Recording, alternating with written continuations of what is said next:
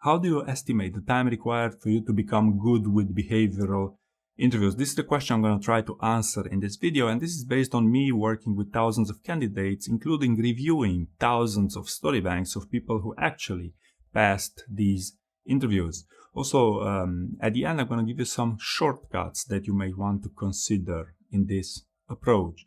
So the theory of behavioral interviews is quite simple. To master behavioral interviews, you only need two things. You need a great story bank, and you need to be able to communicate those stories, to role play those stories, so to speak.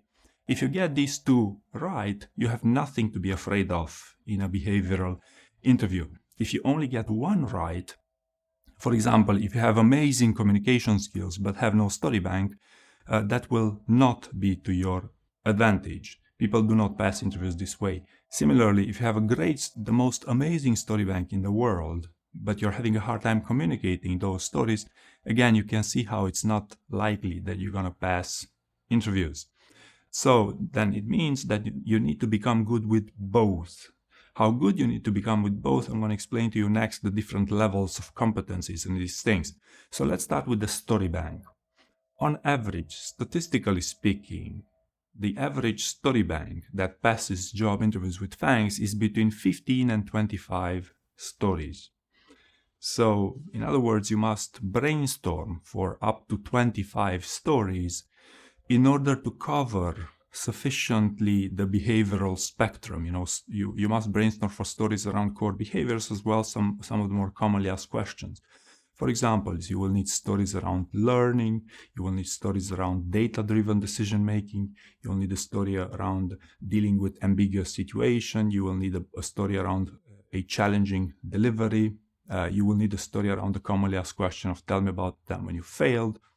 Also, your introduction, your tell me about yourself and your motivation for this company could also be one or two stories, right? Now, the theory of a great story bank implies brainstorming for 15 to 25 stories, which you will revise at least 3 times, right? So it doesn't suffice that you write down your stories once. You will have to provide some revisions to those stories. For example, when you're brainstorming for stories, you could make brain dumps of each of your stories. Let's say you want to remember everything about your best story which happened 5 years ago. You would want to brain dump it in 2-3 pages, right? So you also improve your communication skill at some point. Another type of revision could be that you would, after you make a brain dump of your story, you would want to structure it, to give it some structure. In the STAR format, for instance, you'll notice the STAR format maybe introduce a bit of learnings where it makes sense, maybe mix the situation and task to make it to flow a little bit better, maybe add a few metrics here and there. And this would be another type, the second type of revision to your stories. Another type of revision that you might want to consider to your story, for example, after you have it in the STAR format, would be to take some follow-up and some challenge questions, to even practice it out loud using those follow-up and challenge questions, and to optimize it for flow, for a better delivery, right? Why am I telling you all these sorts of revisions? Well, I'm trying to make a point that each of these activities, each revision for each story will take an average 1 hour. So therefore, if we said we have between 15 and 25 stories for a great story bank, which you'll have to revise at least 3 times, and each of these activities to take 1 hour on average, that means that if we take a story story bank of 20 stories, revised 3 times, that is going 4 times through each of your 20 stories, it means that the number of hours required for you to invest into your story bank is around 80 hours, right? So it's 20 stories times brainstorming times 3 revisions for those stories. And this is what I found that works on average best.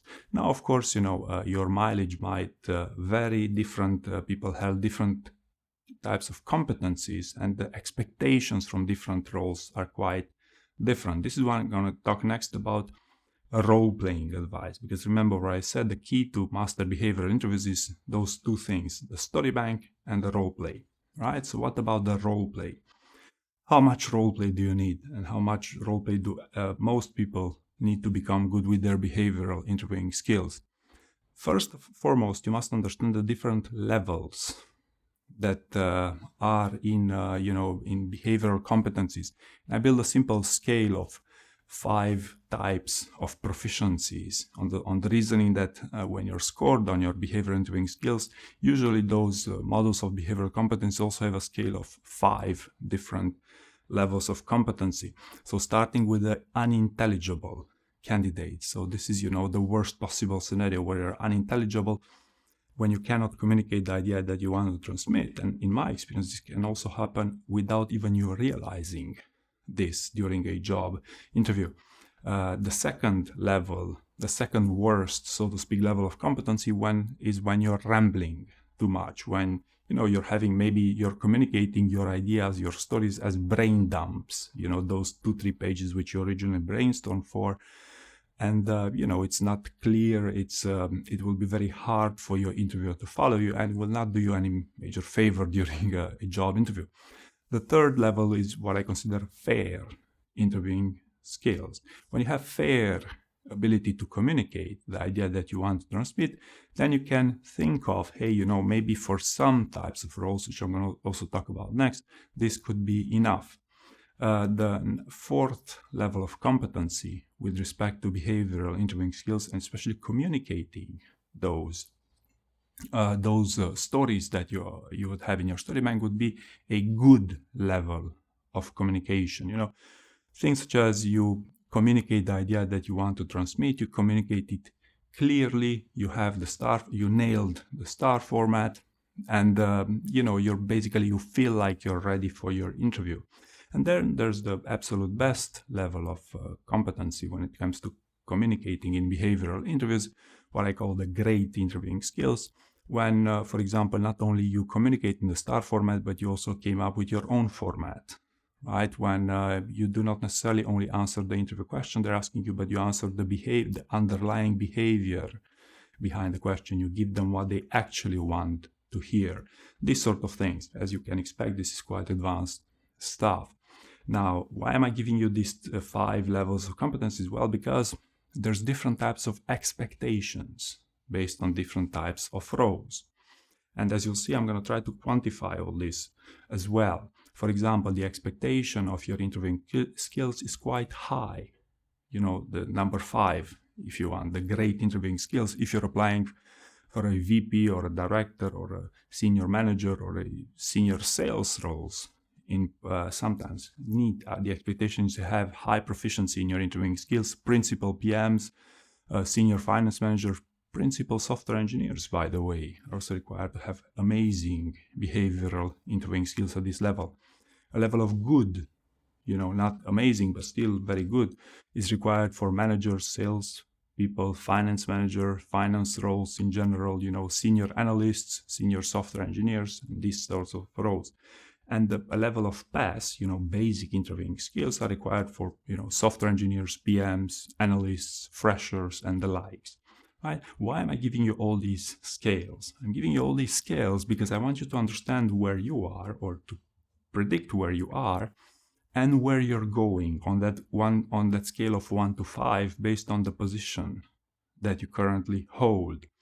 What I observed in my coaching sessions is that it takes 3 coaching sessions to advance from one level to another. So in other words, if you want to go from unintelligible to fair, you would need 6 sessions, right? Of course, give or take is not a precise science, but this is the amount of time this is the amount of investment you'll have to make in order to advance through those scales, right? So if you want to go from rambling to fair, to a passable level, so to speak, you would need 3 sessions, right? Why not 1 session? Well, usually when people take 1 coaching session, they only want to get to know the coach and to ask a few questions, an exploratory meeting. It's usually not a mock interview session that most candidates do if in this circumstance, right? Now, as you can expect here, and as you can see here, the investment of time can be quite significant with these things. I've said around 80 hours to write a story, to write a proper story bank.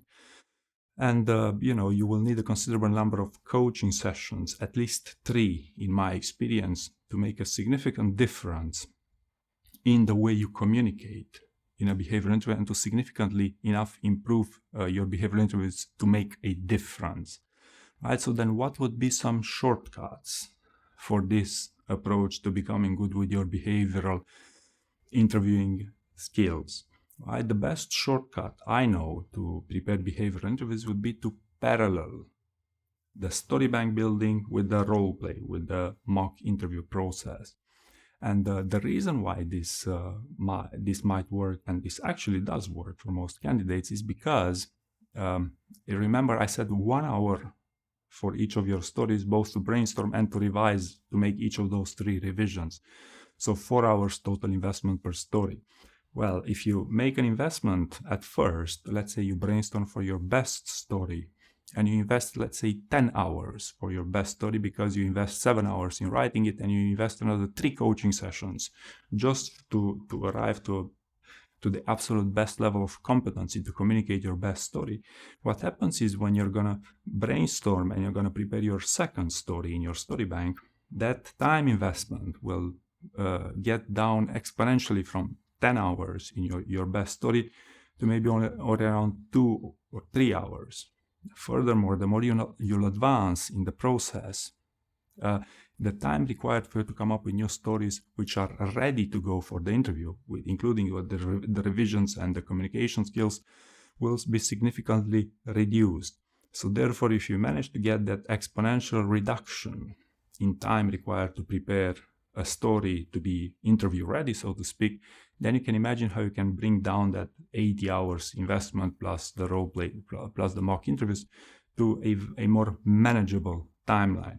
The only major cons to this is that if you start, you must afford doing those mock interviews, and most candidates, maybe it's not necessarily about affording it financially, but they find it extremely uncomfortable to present, to show their interviewing skills when they know they're not ready for the interview. So many candidates will get discouraged about this, but paralleling the story bank and the communication, the mock interviews, the role-playing sessions is a great way to shortcut these things. Another way to shortcut the process stems from the fact that most candidates don't understand or don't know where the bar is in this job interview. So in other words, let's say you brainstorm for your 5th story in your story bank. You know your first story is the best story, so that's okay, that's fine. But what is a qualitative enough story for a job interview? How do you know where the bar is in these job interviews? Most candidates are having a hard time, are struggling with this, and many candidates unfortunately make the assumption that, hey, if I'm a finance manager, if I look at another finance manager's answer, that's how I get the bar in a job interview. In my experience, this does not work the case, and it's one of the worst ways you could prepare for a behavior interview, using examples from similar roles. So a method that I came up with to understand where the bar is in this behavior interviews would be that I share some of the better examples of the candidates who passed these interviews as part of my training program. So by sharing those examples of candidates from entirely different roles than yours, I found that people who build this ability to reason by analogy gain a very good understanding, a solid understanding of where the bar is in these job interviews. And if you know where the bar is, you know where to go, right? So you no longer have to invest all the time in revising it as good as possible 3 or 4, I said minimum 3 times, but some candidates revise it even 5 times. So you will need to revise it as much until you get that level of quality you're confident you're going to perform well with these job interviews. Another advantage of training programs of insider information when shortcutting the process is the models of behavioral competencies. So for example, it's one thing to prepare 20 stories or behaviors that you found online, maybe Amazon's leadership principles, the 14 of them, or maybe you simplify them to 8 leadership principles, or maybe we're going to take Blue Origin's leadership principles, which are cloned for Amazon, or maybe you're going to take from many other places, usually what you're going to end up with, you're going to take a model of behavioral competencies that's used by employers to screen candidates, something that works for them, not for you as a candidate. So what I came up with was a simplified model of behavioral competencies and commonly asked questions to only brainstorm for the types of stories that you actually need in these job interviews. And it could also represent a shortcut, right? And maybe end with one more shortcut. If you want to become good with behavioral interviews as quickly as possible, would be to try to prioritize the most valuable activities first. For example, preparing a behavioral interview, it's a lot more valuable for you to prepare a story around, say, data-driven decision-making when compared to preparing a story of tell me about yourself or your motivation to join the company. Because, the latter, the motivation to join the company, is actually a cosmetic. It will not land you a job offer when compared to the data-driven decision-making, which may, right? So if you start early with what's complex, with what's complicated, then chances are you're going to gain that critical mass, that level of proficiency required for you to, let's say, both cut through the noise, but also advance far more quickly later on in the process where, it matters the most. So I hope you found this useful, and thank you very much for watching.